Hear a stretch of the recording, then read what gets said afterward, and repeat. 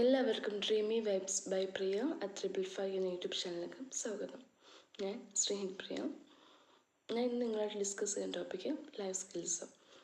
നമുക്ക് എല്ലാവർക്കും ലൈഫിലൊരു മാറ്റം കൊണ്ടുവരണമെന്നും ഒരുപാട് ആഗ്രഹിക്കുന്ന വ്യക്തികളും എല്ലാവരും, പക്ഷെ പലരും അതിൽ നിന്ന് പിൻവലിഞ്ഞ് പോകുന്നു. പിന്നീട് അതിൻ്റെ കാര്യങ്ങൾ നമുക്കറിയാൻ വയ്യാത്തതുകൊണ്ടാണ്. അതിന് നമുക്ക് അതിൻ്റെ സ്കിൽസ്, ലൈഫ് സ്കിൽസ് വേണ്ട രീതിയിൽ നമുക്ക് അറിയാൻ വയ്യാത്തതുകൊണ്ടാണ്.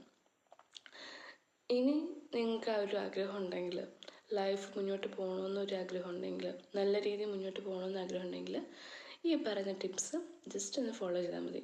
ഒരു സൈക്കോളജി സ്റ്റുഡൻറ്റും കൂടിയാണ്. ആ രീതിയിലാണ് നിങ്ങൾക്ക് ടിപ്സ് പറഞ്ഞു തരുന്നത്. ഓക്കെ. Problem solving. നമുക്ക് ഏതെങ്കിലും പ്രോബ്ലം വരുമ്പോൾ നമ്മൾ അതിൽ നിന്ന് മാറി നിൽക്കുകയല്ല വേണ്ടത്. ആ പ്രോബ്ലം ഐഡൻറ്റിഫൈ ചെയ്തിട്ട് നമ്മളത് സോൾവ് ചെയ്യാൻ ശ്രമിക്കുക. അതാണ് പ്രോബ്ലം സോൾവിങ് എന്ന് പറയുന്നത്. ഡിസിഷൻ മേക്കിങ്, അതായത് ആ പ്രോബ്ലം എന്തായിക്കോട്ടെ നമ്മളൊരു അപ്രോപ്രിയേറ്റ് ഡിസിഷന് അത് കറക്റ്റ് ടൈം നമ്മൾ എടുക്കണം. അല്ലെങ്കിൽ മേ ബി അത് നമ്മളെ തന്നെ അത് അഫക്റ്റ് ചെയ്യണമെന്ന് വരും. അഫക്റ്റ് ചെയ്യും. നമ്മളൊരു അപ്രോപ്രിയേറ്റ് ഡിസിഷൻസ് അത് എടുക്കണം. Then communication skill. അത് ലൈഫ് സ്കില്ലൊരു ഇമ്പോർട്ടൻ്റ് ആസ്പെക്റ്റാണ് കമ്മ്യൂണിക്കേഷൻ സ്കിൽ എന്ന് പറയുന്നത്. നമ്മൾ നല്ല രീതിയിൽ കമ്മ്യൂണിക്കേറ്റ് ചെയ്യുക ആളുകളായിട്ട്. അല്ലെങ്കിൽ ചിലപ്പോൾ നമ്മുടെ കമ്മ്യൂണിക്കേഷൻ ഒരു മിസ്കമ്മ്യൂണിക്കേഷനായി പോയാലും അവിടെ എന്തായിരിക്കും, അതായത് നമ്മൾ പറയുന്ന രീതിയിലായിരിക്കത്തില്ല റിസീവർ എടുക്കുന്നത്. സെൻഡർ പറയുന്ന രീതിയിലായിരിക്കത്തില്ല ചിലപ്പോൾ റിസീവർ എടുക്കുന്നത്. കമ്മ്യൂണിക്കേഷൻ ടു വേ പ്രോസസ് ആണല്ലോ. അപ്പം അവിടെ ഒരു മിസ്കമ്മ്യൂണിക്കേഷൻ ഉണ്ടാവും. അപ്പം നമ്മുടെ കമ്മ്യൂണിക്കേഷൻ സ്കിൽ നമ്മൾ എന്ത് ചെയ്യുക, നല്ല രീതിയിൽ ഇമ്പ്രൂവ് ചെയ്യുക. നമ്മൾ നല്ല ഫ്ലുവൻസ് ആയിട്ട് സംസാരിക്കുക. കറക്റ്റ് കാര്യം ഒരു ഷോർട്ട് ടൈം കൊണ്ട് നമ്മൾ, അതായത് എന്ത് കാര്യമാണോ നമ്മൾ പറയുന്നത് വലിച്ചു നീട്ടാതെ കറക്റ്റായിട്ടുള്ള കാര്യങ്ങൾ പറയുക. ഇതാണ് കമ്മ്യൂണിക്കേഷൻ സ്കിൽ എന്ന് പറയുന്നത്. ഇനി ക്രിട്ടിക്കൽ തിങ്കിങ്. എന്ത് കാര്യം ഉണ്ടെങ്കിലും നമ്മൾ അതിൻ്റെ ഫാക്റ്റ് മനസ്സിലാക്കിയിട്ട് നല്ല രീതിയിൽ തന്നെ നമ്മൾ ആ പ്രോബ്ലം സോൾവ് ചെയ്യാൻ നോക്കണം. അതിന് നമുക്ക് ആവശ്യമാണ് ക്രിട്ടിക്കൽ തിങ്കിങ്. നമ്മൾ ഫൈൻഡ് ചെയ്ത് സയൻറ്റിഫിക്കായിട്ട് തന്നെ തിങ്ക് ചെയ്ത് അതിനെ ഫേസ് ചെയ്യുക. ഓക്കെ. നമ്മൾ തിങ്കിങ് കപ്പാസിറ്റിയുടെ ഒരു കാര്യമാണ് അതിൽ പറയുന്നത് ക്രിട്ടിക്കൽ തിങ്കിങ്. ദെൻ എമ്പതി. നമുക്ക് എല്ലാവർക്കും മറ്റുള്ളവരെ ജഡ്ജ് ചെയ്യാൻ ഒരുപാട് ഇഷ്ടമാണ്.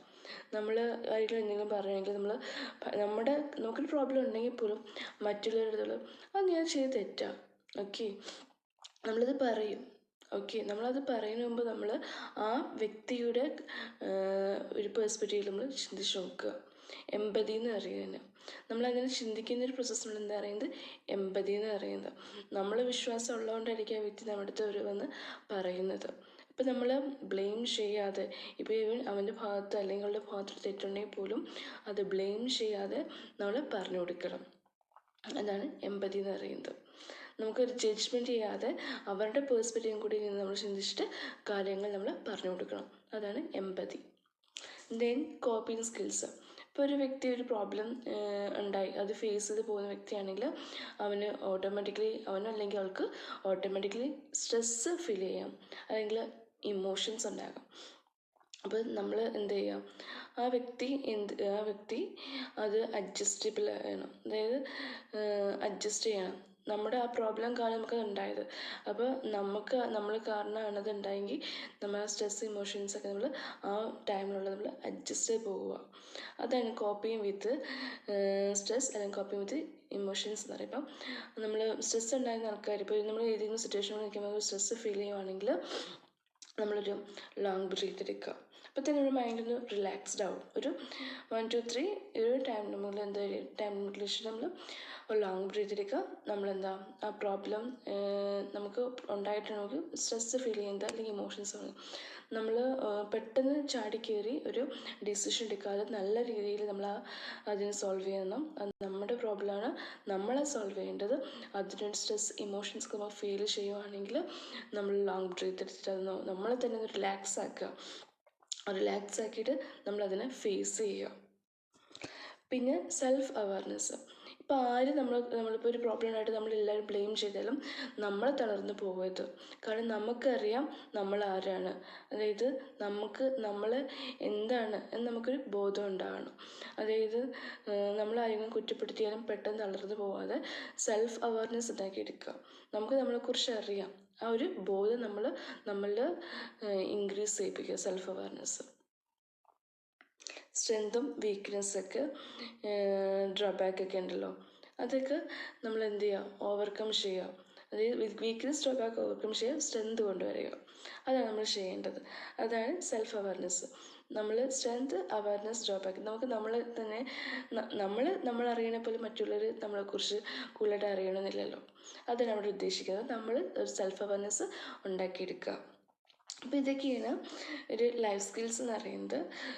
Problem solving, decision making, communication skill, critical thinking, empathy, coping skills, പിന്നെ സെൽഫ് അവയർനെസ്, പിന്നെ ക്രിയേറ്റീവ് തിങ്കിങ്.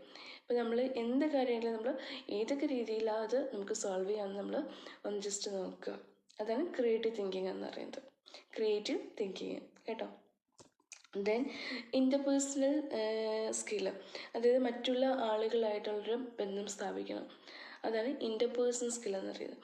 അത് ലൈഫ് സ്കില്ലിനെ സംബന്ധിച്ച് നമുക്ക് ലൈഫിൽ സക്സസ്സിലോട്ട് പോകണമെങ്കിൽ മറ്റുള്ളവരായിട്ട് അവർ ഇൻട്രാക്ട് ചെയ്യുന്നത് നല്ലതായിരിക്കും. ഒരു ബിസിനസ് മാൻ്റെ സക്സസ് എന്ന് പറയുന്നത് അദ്ദേഹത്തിൻ്റെ ഒരു ഇൻ്റർപേഴ്സണൽ സ്കില്ലാന്ന് നമുക്ക് പറയാം. കാരണം അദ്ദേഹം മറ്റുള്ളവരായിട്ട് ഡീൽ ചെയ്ത് പോകുന്ന ഒരു ഇത്. അപ്പോൾ ഇത് അതാണ് ഡീൽ ചെയ്ത് പോകുന്ന അദ്ദേഹത്തിൻ്റെ പവർ, അദ്ദേഹത്തിൻ്റെ സ്കില്ല്. അതാണ് ഇൻ്റർപേഴ്സണൽ സ്കില്ല് എന്ന് പറയുന്നത്. അപ്പോൾ നമുക്ക് എല്ലാവർക്കും ആ ഒരു സ്കില്ല് നമ്മുടെ ലൈഫ് സക്സസ് ആണെങ്കിലുള്ളത് ഉണ്ടാക്കിയെടുക്കേണ്ടതാണ്. ഓക്കെ. Then other skills. ഇപ്പോൾ അതർ സ്കിൽസ് എന്ന് പറയുമ്പോൾ നമുക്കൊരു കാര്യത്തിനോട് നമുക്ക് താല്പര്യമില്ല. അപ്പോൾ നമ്മൾ മറ്റുള്ളവർ എന്ത് വിചാരിക്കും എന്ന് ഓർത്തിട്ട് നമ്മൾ നോ പറയാൻ മടിക്കണ്ട. ഓക്കെ. നമുക്ക് യെസ് പറയേണ്ട കാര്യമില്ല. നമ്മുടെ ലൈഫ്, നമ്മുടെ ഡിസിഷൻസ്. അപ്പോൾ നമ്മൾ എന്താ ചെയ്യുക, അത്ര ഒരു വേഴ്സ്റ്റ് ആയിട്ട് സിറ്റുവേഷൻസിലേക്ക് നമ്മുടെ അടുത്ത് അതിന് ചെയ്യാൻ ഒരു ബാഡായിട്ടുള്ള കാര്യം ചെയ്യാൻ നമ്മൾ താല്പര്യം മീൻസ് നമ്മൾ ഇതാക്കുക. അപ്പോൾ നമ്മൾ എന്താ ചെയ്യുക, നമ്മൾ അവർക്ക് എന്ത് വിചാരിക്കുമെന്ന് ചിന്തിക്കാതെ നമ്മൾ ഫസ്റ്റ് ഓഫ് ഓൾ നമ്മൾ തിങ്ക് ചെയ്യണം. അത് ചെയ്താൽ എനിക്ക് ബാഡാ.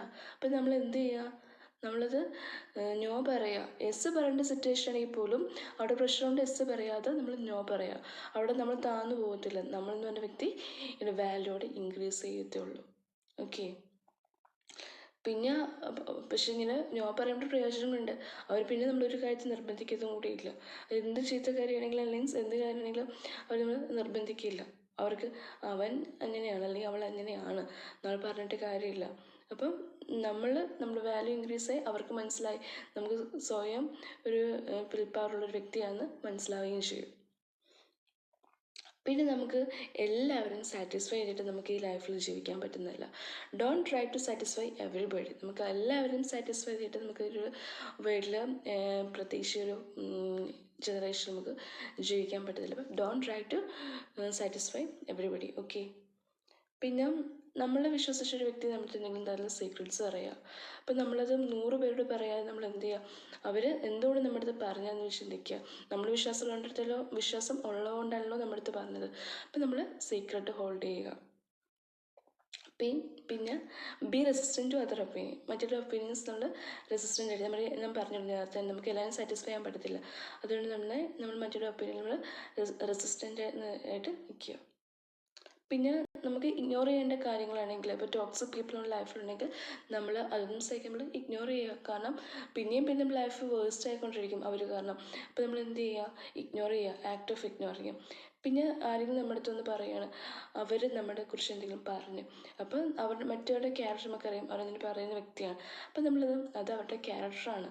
അപ്പോൾ നമ്മൾ എന്ത് ചെയ്യുക, അക്സെപ്റ്റ് ചെയ്യുക. അല്ലാതെ പിന്നെ അവരുടെ അടുത്ത് പോയി എന്തുകൊണ്ട് നീ എന്നെക്കുറിച്ച് പറഞ്ഞോ, അല്ലെങ്കിൽ എന്തുകൊണ്ട് അവൻ എന്നെക്കുറിച്ച് പറഞ്ഞെന്ന് ഓർത്ത് നമ്മൾ കൂടുതൽ പ്രോബ്ലം ഉണ്ടാക്കാതെ നമ്മൾ അക്സെപ്റ്റ് ചെയ്യുക. അത് അവരുടെ ക്യാരക്ടറാണ്. നമുക്ക് നമ്മളെ അറിയാം. നമ്മളെ സ്നേഹിക്കുന്നവർക്കും നമ്മൾ മനസ്സിലാക്കുന്നവർക്കും നമ്മൾ ഏത് ടൈപ്പ് വ്യക്തിയാണെന്ന് അറിയാം. അപ്പോൾ നമ്മൾ എന്ത് ചെയ്യുക, ആക്ട് ഓഫ് അക്സെപ്റ്റൻസ് നമ്മളെ ലൈഫിൽ ഇമ്പോർട്ടൻ്റ് ആയിട്ട് പഠിക്കേണ്ടതാണ്. അപ്പോൾ എല്ലാവർക്കും വീഡിയോ ഇഷ്ടപ്പെട്ടെന്ന് വിചാരിക്കുന്നു. എല്ലാവരും ലൈക്ക് ചെയ്യണം, ഷെയർ ചെയ്യണം, സബ്സ്ക്രൈബ് ചെയ്യണം. Thank you.